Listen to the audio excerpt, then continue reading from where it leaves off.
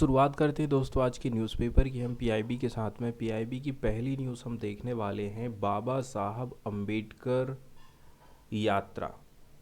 ठीक है, Indian railway की तरफ से लॉन्च किया गया है बाबा साहब अम्बेडकर यात्रा भारत गौरव टूरिस्ट ट्रेन।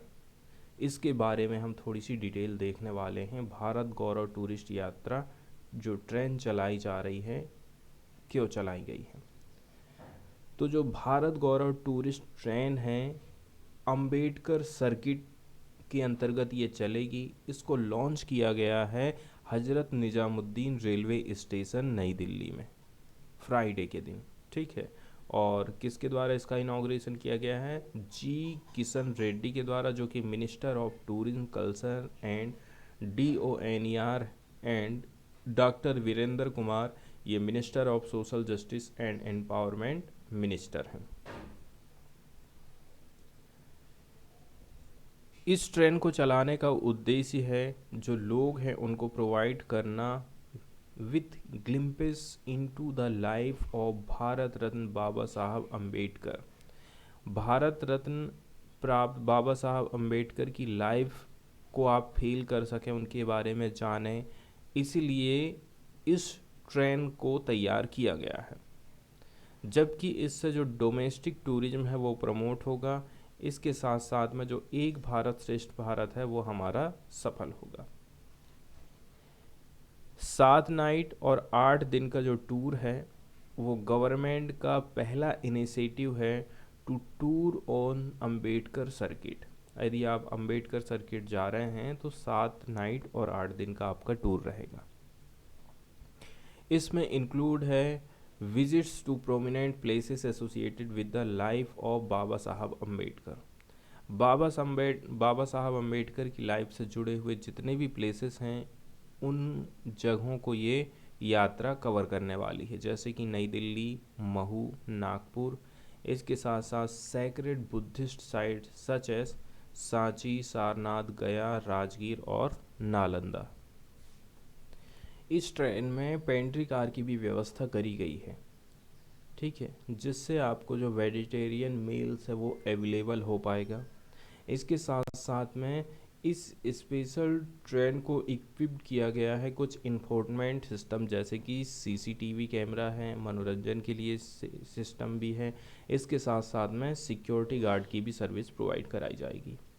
भारत गौरव टूरिस्ट ट्रेन का पहला स्टॉप है नई Delhi railway station, from where tourists were taken by buses to visit Baba Saheb Ambedkar memorial इन दिल्ली। तो जब आप नई दिल्ली रेलवे स्टेशन पहुंचेंगे, जो कि इस ट्रेन का पहला पड़ाव है, यहाँ से आपको बस के माध्यम से बाबा साहब अम्बेडकर मेमोरियल नई दिल्ली लेकर के जाया जाएगा। इसके बाद जो नेक्स्ट स्टॉप है वो है डॉक्टर अम्बेडकर नगर, जिसका पुराना नाम है महू। ये बर्थ प्लेस माना जाता है डॉक्टर भीमराव अंबेडकर का। इसके बाद नागपुर रेलवे स्टेशन, ठीक है, जहाँ पर आप दीक्षा भूमि विजिट कर सकते हैं। Consecrated monument of Navayana Buddhism and where Baba Saheb Ambedkar had embraced Buddhism in 1956। तो ये जगह भी आपको देखने को मिल जाएगी जहाँ पर 1956 में बाबा साहब अम्बेडकर ने बौद्ध धर्म ग्रहण किया था। नागपुर के बाद ये जो ट्रेन है सांची जाती है, जहाँ पर टूरिस्ट लोग स्तूप और अदर जो बुद्धिस्ट साइट है उसको विजिट कर सकते हैं। The train will then proceed to Varanasi where tourist will visit Sarnath and Kashi Vishwanath temple. जब आप वाराणसी जाते हैं तो यहाँ पर सारनाथ और काशी विश्वनाथ का मंदिर दर्शन कर सकते हैं। इसके बाद जो नेक्स्ट डेस्टिनेशन रहेगा वो है गया, जहाँ पर टूरिस्ट लोग जो फेमस महाबोधि टेम्पल है, इसके अलावा अदर जो मोनेस्ट्रीज हैं उसका भी आप दर्शन कर पाएंगे। फिर टूरिस्ट लोग जाएंगे राजगीर और नालंदा रोड के द्वारा, sighting the next day. The key sites at the destination include Buddhist sites and runs at Nalanda. इसके बाद सीधे साइंस की तरफ चलते हैं। तो जो साइंस की पहली खबर हम देखने वाले हैं वो इन्फ्लुएंजा से रिलेटेड आई है, ठीक है, जिसको क्या बोलते हैं,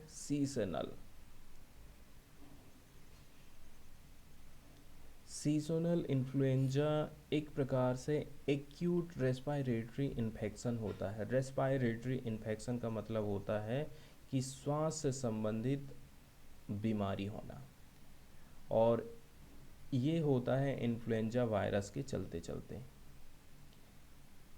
जो कि सर्कुलेट कर रहा है विश्व का जितना भी हिस्सा है वहाँ पर। मतलब आप ये नहीं कह सकते हैं कि किसी हिस्से में इसकी पहुँच नहीं है या फिर ये बीमारी फैली नहीं है।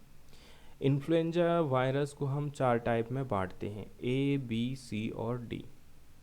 इन्फ्लुएंजा ए और इन्फ्लुएंजा बी, ये जो वायरस होते हैं सर्कुलेट करते हैं एंड कॉज करते हैं सीजनल एपिडेमिक्स ऑफ डिसीज़, ठीक है। मतलब ये जो 2 टाइप है, ये इसने अपने आप में एक एपिडेमिक्स का रूप ले लिया है। इन्फ्लुएंजा वायरस ए की बात करें, इसको आगे भी क्लासीफाई हम कर देते हैं अलग अलग सब टाइप में according to combination of the haemagglutinin. Haemagglutinin की मात्रा के हिसाब से इसको और भी हम आगे बांट देते हैं। तो 2 चीज़ HA और NA। तो आगे हम देख रहे हैं कि जो इन्फ्लुएंजा वायरस है इसको आप 2 टाइप में और बांट दे रहे हैं, ठीक है। किस हिसाब से? इसमें हमें कॉम्बिनेशन देखने को मिलता है हेमाग्लूटिन, इसके साथ साथ में न्यूरामिनिडिस, जिसको शॉर्टकट में HA बोलते हैं और NA बोलते हैं। तो ये 2 टाइप के प्रोटीन होते हैं जो कि वायरस की सरफेस में पाए जाते हैं, इसलिए हमने वायरस को 2 प्रकार से बांट दिया है। करंट में जो सर्कुलेट हो रहा है इंसानों में वो सब टाइप है इन्फ्लुएंजा वायरस ए का H1N1 और H3N2 इन्फ्लुएंजा वायरसेस। 2 ही चीज़ आजकल हमको देखने को मिल रही है। तो जो H1N1 वायरस है इसको लिखा जाता है as a H1N1 PDM09। PDM मतलब पेंडेमिक, 09 का मतलब 2009, क्योंकि इसी वायरस के चलते चलते ये बीमारी पेंडेमिक का रूप धारण कर ली थी 2009 में। इसके बाद हम देखते हैं इसने रिप्लेस कर दी थी सीजनल इन्फ्लुएंजा H1N1 वायरस को, जो कि सर्कुलेटेड हुआ था 2009 के पहले। 2009 के पहले H1N1 चलता था। इसके बाद ये पेंडेमिक बन गया 2009 में, तो इसको हमने क्या लिख दिए, AH1N1 PDM09। केवल जो इन्फ्लुएंजा का टाइप ए वायरस है इसी के चलते चलते ये जो बीमारी है पेंडेमिक का रूप धारण कर पाई है। पेंडेमिक का मतलब होता है एक साथ एक ही बीमारी के बहुत सारे देशों में केसेस मिलना चालू हो जाना। इन्फ्लुएंजा बी वायरस होता है, ठीक है, इसको हमने क्लासीफाई नहीं करे हैं किसी भी सब टाइप में, लेकिन इसको हम 2 प्रकार से ब्रोक डाउन कर सकते हैं। करेंटली जो सर्कुलेटिंग इन्फ्लुएंजा है टाइप बी वायरस वो बिलोंग करता है या तो बी से या फिर यामागाटा, ठीक है, B/यामागाटा या फिर बी विक्टोरिया लाइनेज, 2 प्रकार से इसको बांटा गया। इन्फ्लुएंजा सी वायरस को डिटेक्ट किया जाता है less frequently and as usually causes mild infection, thus does not present public health importance।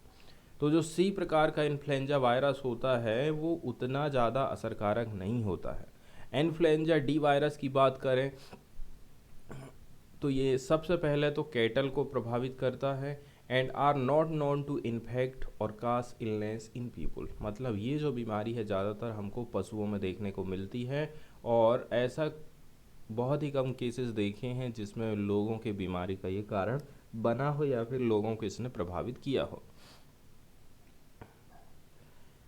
तो जो इन्फ्लुएंजा बीमारी होती है, इसके अंतर्गत आपको अचानक से बुखार आ जाना, इसके साथ साथ में आपको गले में कफ है जम गई है, सिर दर्द हो रहा है, मसल और जॉइंट पेन, सीवियर मेलासिस मतलब फीलिंग अनवेल, इसके अलावा sore throat and runny nose, ये इसके मेन लक्षण माने जाते हैं। तो आपको जो कफ हुई है वो काफ़ी सीरियस हो सकती है और लगभग 2 हफ्ते रहेगी या फिर उससे भी ज़्यादा हफ्ते तक बनी रह सकती है। इसलिए तो हम कहते हैं ना कि ये जो बीमारी है सांस से संबंधित बीमारी है। ज़्यादातर जो पीपल होते हैं वो रिकवर कर जाते हैं फीवर से and other symptoms within a week without requiring medical attention, मतलब मैं डॉक्टर के पास नहीं भी जाऊंगा तो हफ्ता 2 हफ्ता के भीतर में मैं अपने आप ठीक हो जाता हूँ। लेकिन जो इन्फ्लुएंजा है वो सीरियस इलनेस का भी रीज़न बन सकता है या फिर डेथ का भी कारण हो सकता है, स्पेशली ऐसे पीपल में जो कि हाई रिस्क में हो जाते हैं।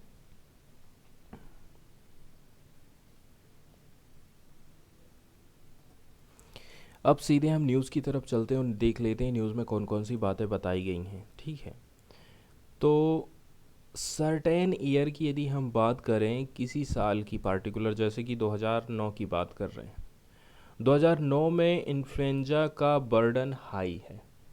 इसका मतलब क्या हो गया है? तो इसका मतलब ये हो गया है कि जो एंटीवायरल ओसेल्टामिविर है इसका यूज़ हाई हुआ है।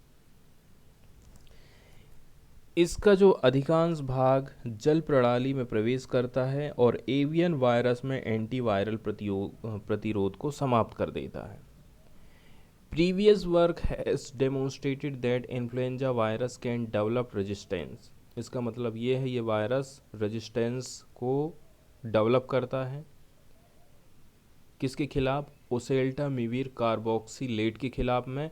When the virus infect wild duck, wild duck को वायरस ने इन्फेक्टेड किया, इसके बाद इसने क्या काम करा है? रेजिस्टेंस पैदा कर लिया है ओसेल्टामिविर कार्बोक्सिलाइट के खिलाफ में।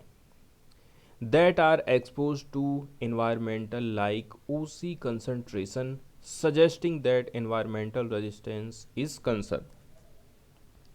जब वायरस जंगली बतखों को संक्रमित करता है जो कि पर्यावरण जैसे ओसी सांद्रता के संपर्क में आते हैं, ठीक है, मतलब पर्यावरण प्रतिरोध एक चिंता का विषय हो गया है।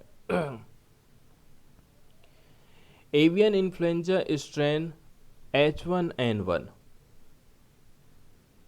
अब ये बीमारी और इसमें ओसी रेजिस्टेंस है। ओसी रेजिस्टेंस म्यूटेशन जिसको हम NA-H27-4Y बोल रहे हैं, ये पाया गया है टू रिटेन रेजिस्टेंस। इससे क्या चीज़ हो रही है कि जो रेजिस्टेंस है बीमारी के प्रति वो कंटिन्यू हो रहा है, मतलब वो रेजिस्टेंस कम नहीं हो पा रहा है। Even when environment did not contain oseltamivir carboxylate, यहाँ तक कि जब वातावरण में ओसेल्टामिविर कार्बोक्सिलेट शामिल नहीं है तब भी ऐसी घटना घटित हो रही है। ये सजेस्ट करता है कि ये जो वायरस है वो मेंटेन करके रखता है फिटनेस को। यदि जो वाइल्ड बर्ड्स हैं, इसके अलावा वाइल्ड डक्स हैं in particular, are the first to be infected by influenza virus, यदि वायरस सबसे पहले जो जंगली पक्षी हैं, जंगली जो बतख हैं उनको प्रभावित कर रहा है सबसे पहले, infected infected influenza virus brought in by migratory birds, domestic poultry act as an important amplifying host.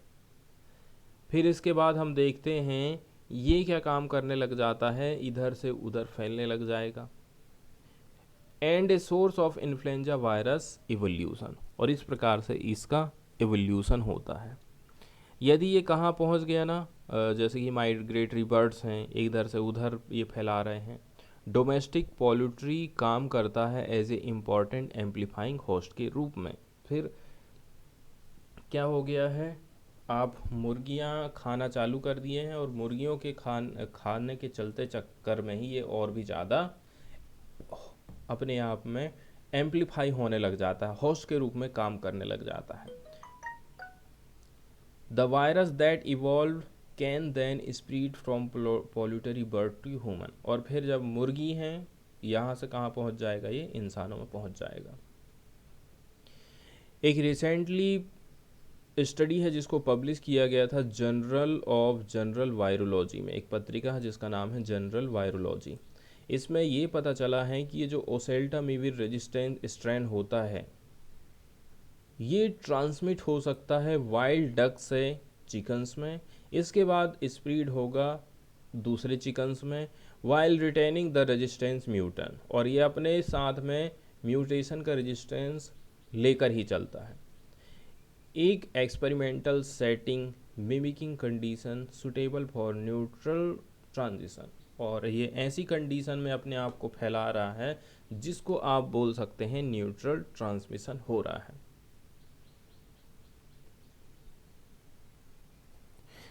इसके बाद साइंस की जो अगली न्यूज़ हम डिस्कस करने वाले हैं वो ग्राफीन से रिलेटेड है, ग्राफीन से रिलेटेड है। तो सबसे पहले ग्राफीन के बारे में बेसिक जानकारी। ग्राफीन आखिर है क्या? ग्राफीन कार्बन का एक अपरूप है, कार्बन का ही एक रूप है, हम ये बोल सकते हैं। इसमें 2 डायमेंशन वाली हनीकॉम्ब जालीनुमा नैनो स्ट्रक्चर में व्यवस्थित परमाणुओं की सिंगल लेयर होती है। ठीक है, इसकी जो स्ट्रक्चर है ये बहुत कहना चाहिए इम्पॉर्टेंट है, इसी से इसकी पहचान हो रही है। 2 डायमेंशनल हनीकॉम्ब जालीनुमा नैनो स्ट्रक्चर में परमाणु बैठे रहते हैं और ये परमाणु की सिंगल परत है।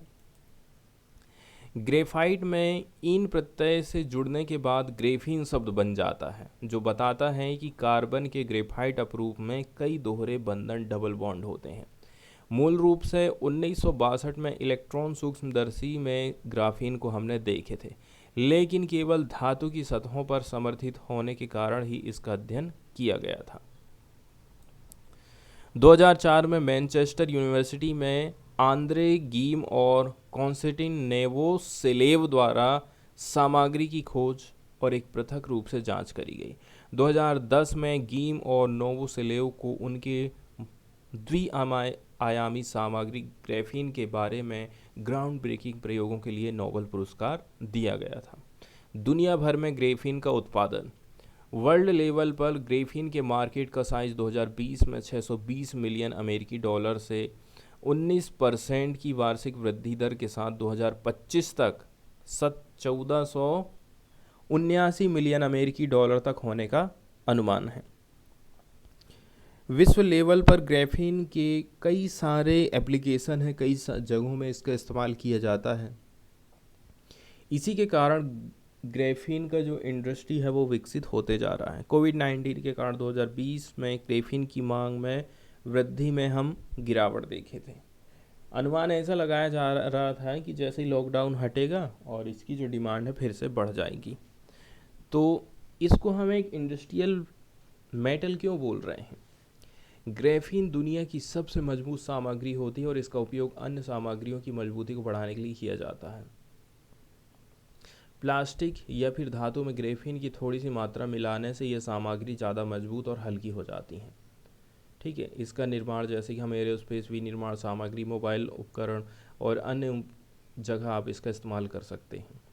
ग्राफीन सर्वाधिक ताप और ऊष्मा को सहन सकता है, इसके साथ साथ में ये हल्का और मजबूत भी होता है, इसलिए इसका उपयोग उच्च ऊष्मा वाले हीट सिंक एप्लीकेंट बनाने में इस्तेमाल किया जाता है।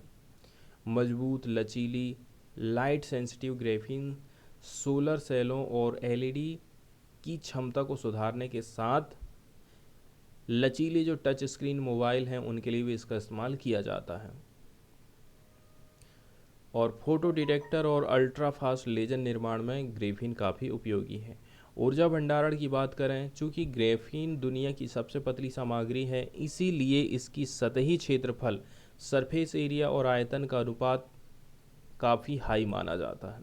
ग्राफीन के इस गुण के कारण ग्राफीन से निर्मित बैटरी और सुपर कैपेसिटर में ना केवल हम एनर्जी को स्टोर करके रख सकते हैं, बल्कि वो जल्दी से जल्दी चार्ज भी होती है। इसलिए यदि जल्दी चार्ज वाली बैटरी हमको बनाना है तो उसमें हमें ग्राफीन का इस्तेमाल करना पड़ेगा।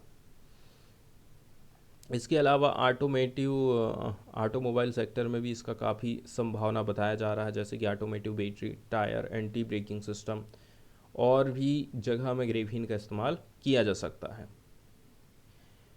ग्रेफीन के भी कुछ और एप्लीकेशन हैं, जैसे कि एंटी जंग कोटिंग्स, जंग से बचाने के लिए लेप लगाना, पेंट्स बनाना, ठीक है, सेंसर बनाना, इलेक्ट्रॉनिक लचीले डिस्प्ले, ठीक है, सौर पैनल, इसलिए और दवा के वितरण में भी इसका इस्तेमाल किया जा सकता है। विद्युत का ये अच्छा चालक होने के साथ साथ अत्यधिक लचीला ही है, इसलिए इलेक्ट्रॉनिक उपकरण में, जैव चिकित्सा उपकरण में, सेंसर, ईंधन कोशिका, अर्धचालक, बहुत सारी जगह में इसका इस्तेमाल किया जाता है।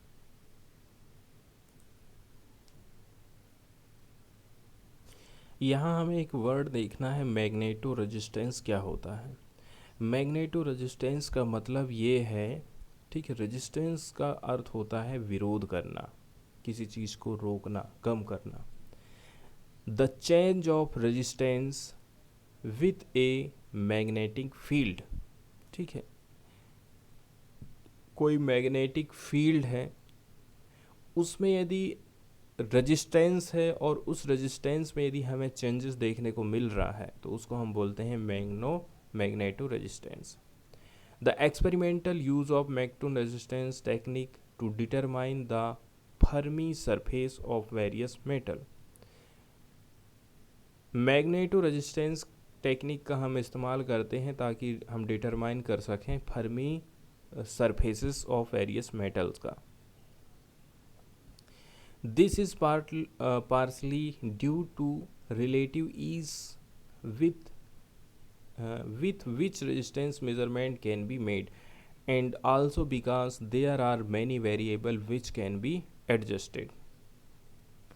तो हम आसान शब्दों में यही कह सकते हैं कि जो मैग्नेटिक फील्ड है उस रेजिस्टेंस में कुछ चेंजेस हमको देखने को मिल रहे हैं, मैग्नेटो रेजिस्टेंस जिसको हम बोल रहे हैं।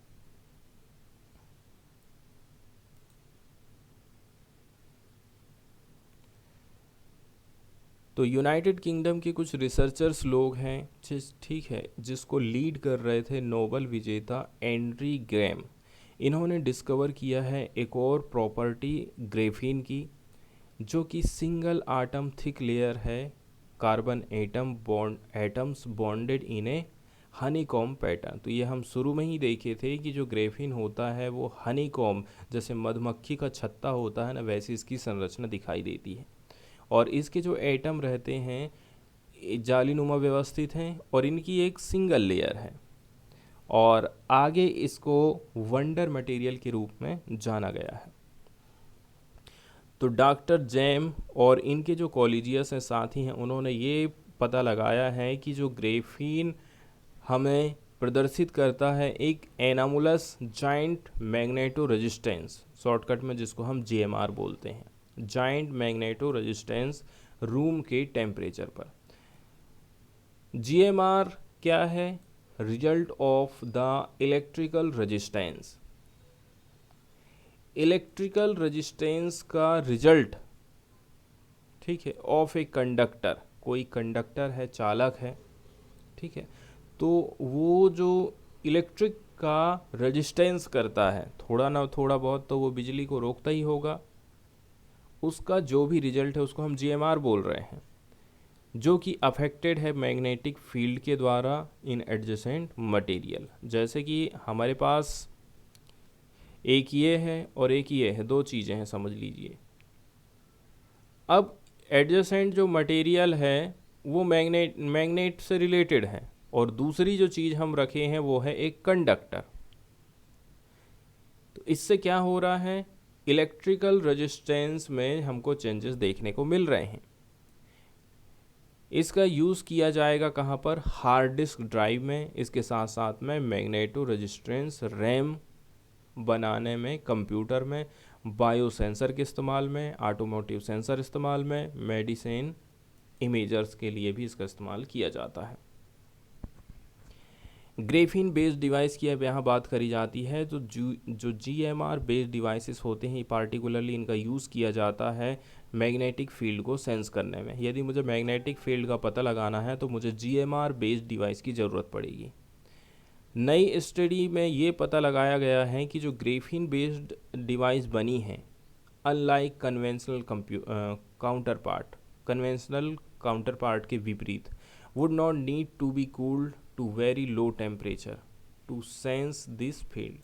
तो यहाँ पर आपको ठंडा करने की ज़रूरत नहीं पड़ेगी बहुत कम टेम्परेचर में, ताकि वो टू सेंस दिस फील्ड, यदि उन हमें सेंस कराना है इस प्रकार के फील्ड्स का। तो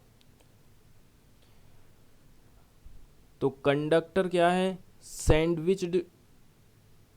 कंडक्टर को हमने सैंडविच्ड किए हैं। कंडक्टर इज सैंडविच्ड, ठीक है। यहाँ जो सैंडविच्ड वर्ड यूज़ किया गया है इसको हम देख लेते हैं कि आखिर इस्तेमाल इसने किया क्यों है।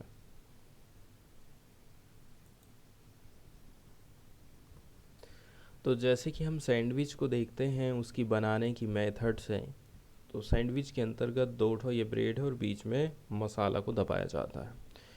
तो दो व्यक्ति या फिर वस्तुओं के बीच किसी को रखना या फिर दबाना या फिर बीच में ठूंसना, उसको हम बोलते हैं सैंडविच। तो दो जो फेरोमैग्नेटिक मटेरियल हैं उनके बीच में हमने कंडक्टर को रख दिए हैं। Metal attracted two magnets such as iron, ऐसा मेटल जो कि मैग्नेट का गुण रखता हो, जैसे आयरन को वो अट्रैक्ट करता है। When the material are magnetized in the same direction, जब हमने इस मटेरियल को मैग्नेटाइज किया एक सी दिशा में, सेम डायरेक्शन में, तो जो इलेक्ट्रिकल रेजिस्टेंस है कंडक्टर में वो काफ़ी लो रहा है। When the direction are opposite to each other, the resistance increase, और जब हमने डायरेक्शन को चेंज किया, अपोजिट कर दिया, तो जो रेजिस्टेंस था वो और भी ज़्यादा बढ़ गया। तो जो मैग्नेटो रेजिस्टेंस होता है वो ऑब्ज़र्व किया है हमने ग्रेफीन बेस्ड डिवाइस में, ये लगभग 100 गुना हायर था than observe in other non semi metal in this magnetic field range. इसी रेंज में दूसरी मेटल की आप बात करोगे तो उतना ज़्यादा नहीं होता है। ऐसा असर क्यों हो रहा है? तो इलेक्ट्रॉनों के चलते चलते ऐसी घटना हमको देखने को मिल रही है। Electrons in the conductor scatter off electrons in the ferromagnetics depending on the orientation of the latter spin which is affected by the direction of magnetic field. तो इस प्रकार से इसमें रीजन भी बता दिया गया है कि कैसे करके आखिर ये चेंजेस हमको देखने को मिल रहे हैं। न्यूट्रल प्लाज्मा की बात करें, उनकी स्टडी मैग्नेटो रेजिस्टेंस कहाँ पर, mono layer graphene 27 degree Celsius held between two layers of boron nitride increase by 110% under a field of 0.1 Tesla.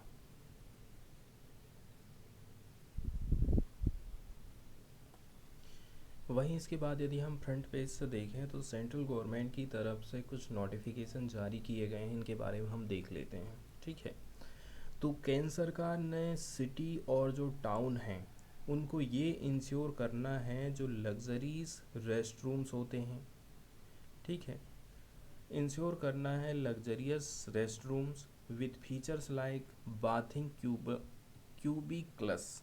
ठीक है, तो ये जो क्यूबिकल्स होता है, क्या होता है क्यूबिकल्स? मतलब जैसे कि आप छोटे मोटे ऑफिस देखे होंगे या फिर बड़े बड़े ऑफिस देखे होंगे, वहाँ पर ऐसे डब्बे डब्बे बना दिए जाते हैं। एक आदमी यहाँ बैठा, दूसरा यहाँ बैठा, तीसरा यहाँ पर कंप्यूटर में काम कर रहा है। तो इस प्रकार की कुछ व्यवस्थाएं होना चाहिए, है कि नहीं है। इसके साथ साथ में टचलेस फ्लशिंग की व्यवस्था कैसी है। ए quarter of all new public rest room in Indian cities, जितने भी इंडियन सिटीज़ हैं जहाँ पर पब्लिक सार्वजनिक रेस्ट रूम बनाए गए हैं, will soon have high and features. क्या चीज़ होना चाहिए? हाई एंड फीचर्स की ज़रूरत है, जैसे कि लग्जरियस बाथ क्यूबिक्स, ठीक है। इसके साथ साथ में टचलेस फ्लशिंग की व्यवस्था होना चाहिए, ब्रीस्ट फीडिंग रूम्स की व्यवस्था होना चाहिए। इसके साथ साथ में ऑटोमेटिक सैनिटरी नैपकिन इंसिनेटर्स की व्यवस्था होगी। These will be indicated as aspirational toilets on Google map, और इनको गूगल मैप में एस्पायरेशनल टॉयलेट्स के रूप में प्रदर्शित किया जाएगा। मतलब जो सार्वजनिक रेस्ट रूम बनाए जाने हैं उनमें कौन कौन सी व्यवस्था होना चाहिए, इसके ऊपर सरकार की तरफ से नोटिफिकेशन जारी किया गया है। ऑल डायरेक्टिव, और इसके लिए बताया क्या जा रहा है कि जो भी दिशा निर्देश हैं इससे रिलेटेड, ठीक है, वो जारी कर दिए गए हैं स्टेट गवर्नमेंट को, ताकि इंश्योर किया जा सके, ठीक है, कि 25% जो पब्लिक टॉयलेट सीट्स हैं एडेड इन एनी सिटी और urban unit are aspirational toilet. कम से भी कम 25% को तो आपको ऐसा बनाना पड़ेगा। तो जो हाई एंड पब्लिक कन्वीनियंसेस हैं वो काफ़ी ज़रूरी है, कहता है कि लाइब्रेरी होना चाहिए, कैफ़े हो, इसके साथ साथ में शॉपिंग कॉम्प्लेक्स हो, to help raise funds for their maintenance and upkeep. इसके साथ साथ में ये जो टॉयलेट, ये जो सार्वजनिक स्थान बनाए गए हैं वहाँ पर आप लाइब्रेरी रख दीजिए, कैफ़े बना दीजिए, शॉपिंग कॉम्प्लेक्स बना दीजिए, ताकि यहाँ से इनकी कमाई होगी और अपने खर्चा को वो उठा पाएंगे। तो जो फोकस एरिया होते हैं, ठीक है, the focus areas to construct these luxury rest rooms will be tourist and religious destination. ये कहाँ कहाँ पर ज़्यादातर बनाए जाएंगे? टूरिस्ट वाली डेस्टिनेशन में, रिलीजियस डेस्टिनेशन में, इसके साथ साथ में आइकॉनिक सिटीज़ में। In these cities places with high footfall, जहाँ पर लोग ज़्यादा से ज़्यादा आ रहे हैं, मार्केट है, रेलवे स्टेशन है, या फिर इंटर स्टेट बस डिपोट्स हैं, इसके साथ साथ में नेशनल हाईवेज, इनको प्रेफरेंस दिया जाएगा।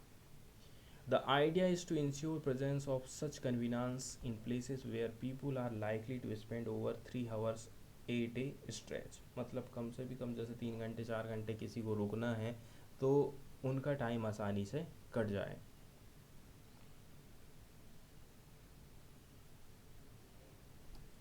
वहीं सबसे लास्ट में ये बताया जाता है कि जो एस्पायरेशनल टॉयलेट स्कीम है इसको लॉन्च किया गया था सितंबर 2022 में एज ए पार्ट ऑफ स्वच्छ भारत मिशन 2.0 के अंतर्गत, जिसका उद्देश्य रखा गया था कि हमारे जो शहर हैं उनको हम डेफिकेशन से फ्री बनाएं, मतलब मल मूत्र से उसको फ्री रखना है। सेंटर ने एलोकेट किया है 1,41,600 करोड़ रुपया SBM 2.0 स्कीम के अंतर्गत, विच इज़ 2.5 टाइम मोर, मतलब 2.5 गुना ज़्यादा फंड दिया गया है allotted to first phase of the mission that was launch in 2014 में जितना दिया गया था उससे 2.5 गुना पैसा इस बार 2.0 मिशन को दिया गया है।